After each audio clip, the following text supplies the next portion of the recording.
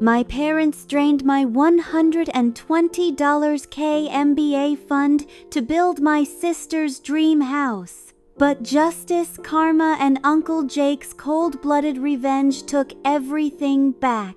Growing up, I was always the one who did everything right, the sensible one, the reliable one. While my sister Ashley was often the center of attention, the golden child who could do no wrong, I was the quiet one, working tirelessly behind the scenes, always looking for approval that never came. I didn't mind at first. I was used to it. But as years passed, the hurt began to sink in deeper. Ashley had it all, the praise, the luxury, and the constant support from our parents, no matter what mistakes she made. Meanwhile, I was the one who always had to prove myself.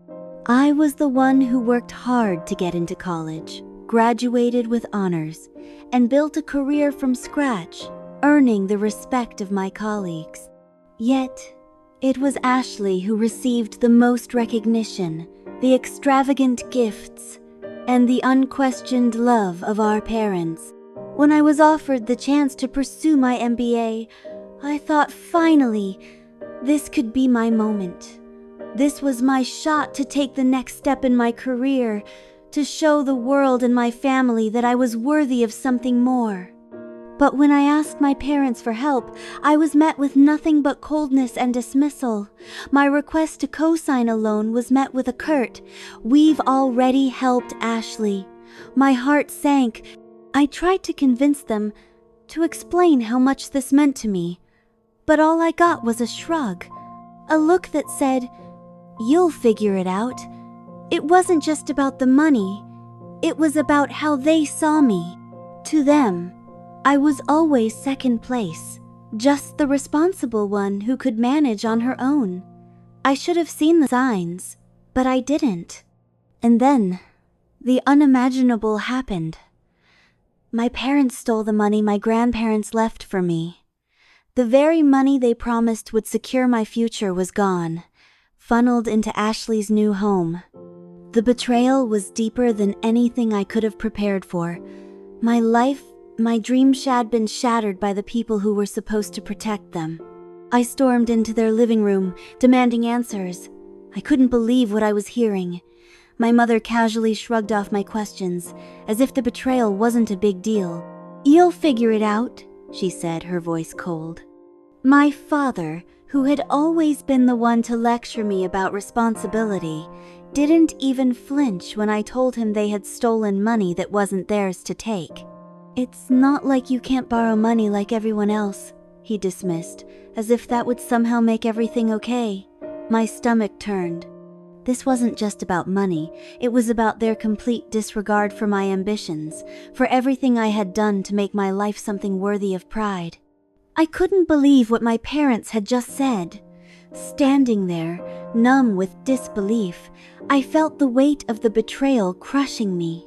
My father, who had always been the one to preach about responsibility and integrity, was now looking at me with cold eyes, as if nothing had happened. My mother, who had always been the one to comfort me, now dismissed my pain with a shrug. "You'll figure it out," she said, as if my future was something that could simply be brushed aside. I stood frozen, my heart shattering with every word they spoke. But then, the anger started to surge through me like a tidal wave. I had spent my whole life trying to be the good daughter, the one who followed all the rules, the one who worked harder than anyone else to make something of myself. Yet here I was, abandoned by my own parents, in favor of Ashley, their golden child, who had never faced any real consequences for her actions. The first person I turned to was my mentor, Mr. Thompson. He had been a guiding light in my career, always offering advice and wisdom. I didn't want to bring him into my family's drama, but I had no choice. With his connections in the legal world, he introduced me to a team of lawyers who specialized in estate law. For the first time, I felt like I wasn't fighting this alone. They saw what my parents had done as a clear violation of the will and fiduciary duties. They explained that not only could they be held liable for embezzling the funds, but they could also face criminal charges for what they had done. The legal battle was no longer just a matter of retrieving stolen money. It had become my fight for justice. Every moment I spent in this fight, the more I realized that this wasn't only about the betrayal of my parents, it was about showing them that I wouldn't be their second choice any longer. My parents had robbed me of my future, a future that had been carefully planned and promised to me by my grandparents, and they did it with such ease, as though I was just a tool to be discarded. They had clearly underestimated me, but I was done being the quiet, responsible daughter who always followed the rules. I had my limits. The more the investigation unfolded, the clearer it became. This wasn't just a financial crime. It was a breach of trust, a violation of everything I had ever believed about family. As my lawyer presented the evidence in court, I could see the shock on my parents' faces. They had no idea I would ever go this far. They had dismissed me for so long, assuming I was too timid to stand up to them. But now, with every piece of evidence laid bare, I knew they were beginning to understand just how wrong they were. When the verdict came down, it felt like the weight of the world had finally shifted. My parents, once so untouchable in their power, were forced to confront the consequences of their actions. But even as the judge ruled in my favor, ordering them to return every penny of the stolen funds along with interest, the feeling that consumed me wasn't relief, it was rage. The amount of pain they had caused me, the years of being overlooked, treated like an afterthought, suddenly seemed like a lifetime of lies. They thought they could break me, thought they could take what wasn't theirs, and I would just accept it. But I was standing taller than ever. Uncle Jake's presence was a constant reminder that I wasn't alone in this fight.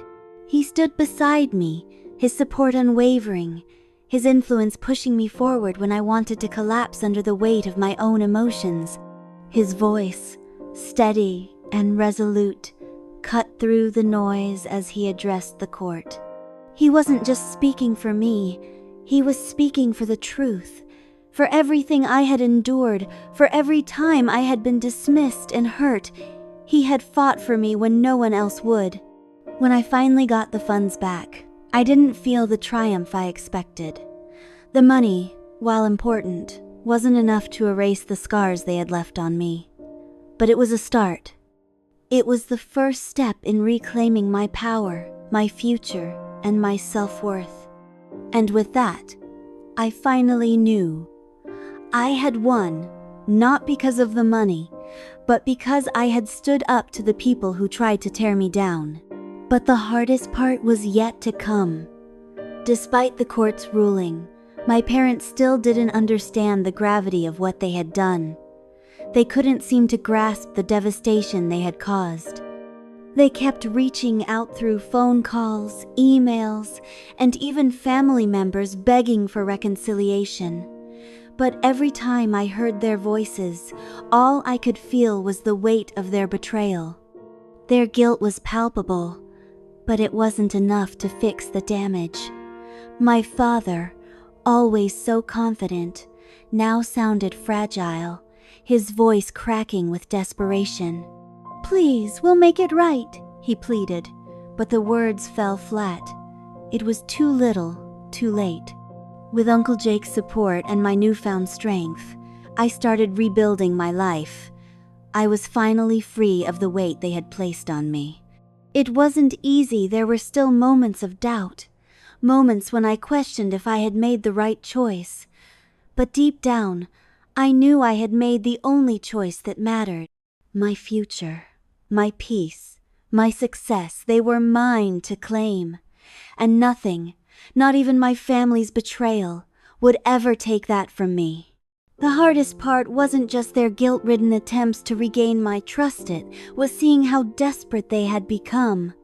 My mother, the woman who had always claimed to understand me, was now sending messages begging me to understand that they only wanted what was best for the family. "We didn't mean it that way," she would write, as if those words could somehow erase the betrayal. My father, once so proud and unwavering, now spoke in a tremor, apologizing repeatedly, but never really addressing the damage they had caused. I decided to take a step back, to break the ties completely. My future wasn't bound to their toxic approval.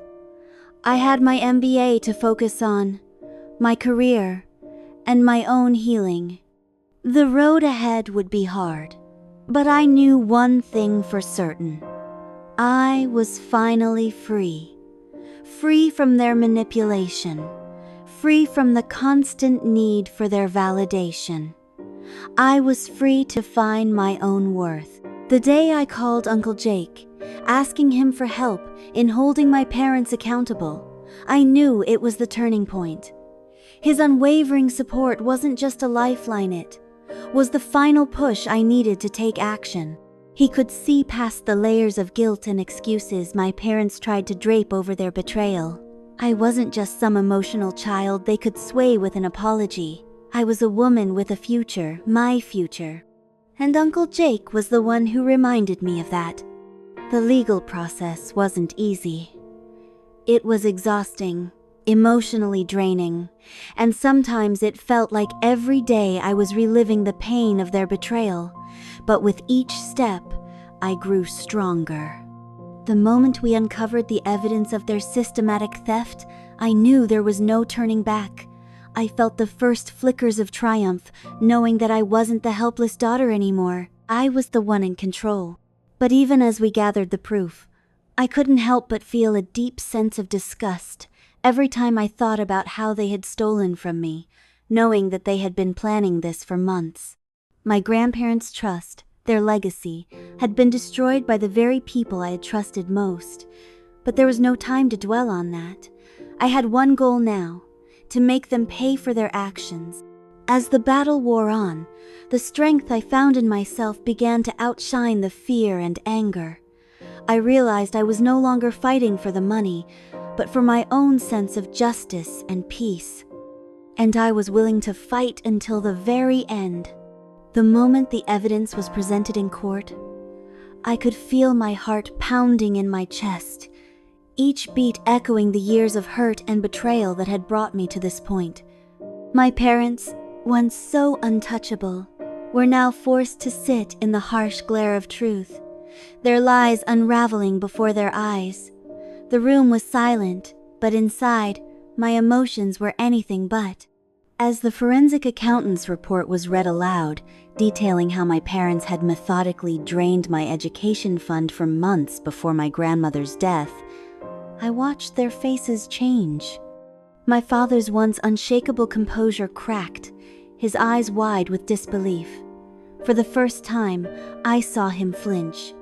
The man who had always taught me about integrity and responsibility now sat there, guilty of the worst betrayal imaginable. I could see it in their eyes, fear. But it wasn't just the fear of legal consequences. It was the fear of losing everything. And for the first time, I realized that they weren't the powerful figures in my life anymore. I was. Their arrogance, their assumption that they could control my future without repercussions, was gone. They were exposed.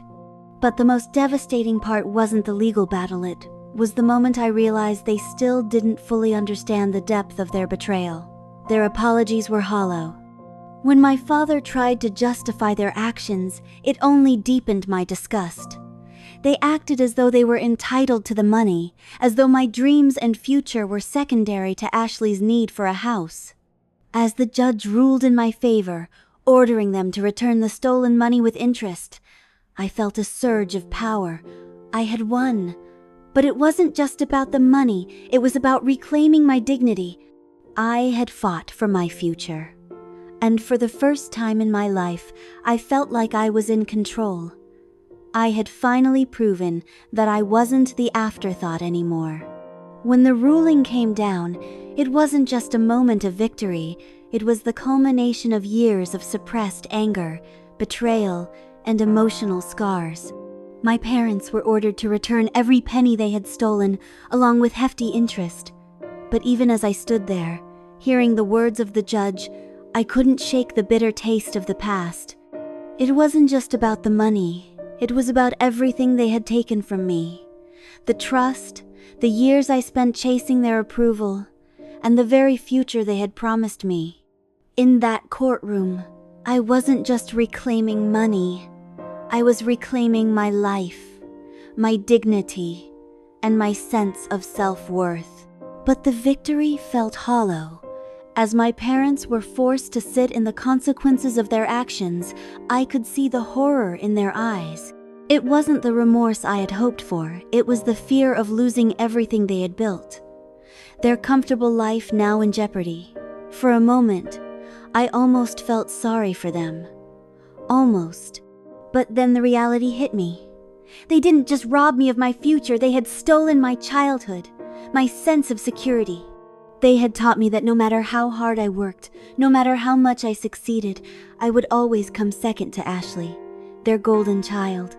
The hardest part was seeing them try to spin it all as a misunderstanding, acting as if I were the one overreacting. Their apologies came too late. The damage was done. They had betrayed me, not just financially, but emotionally.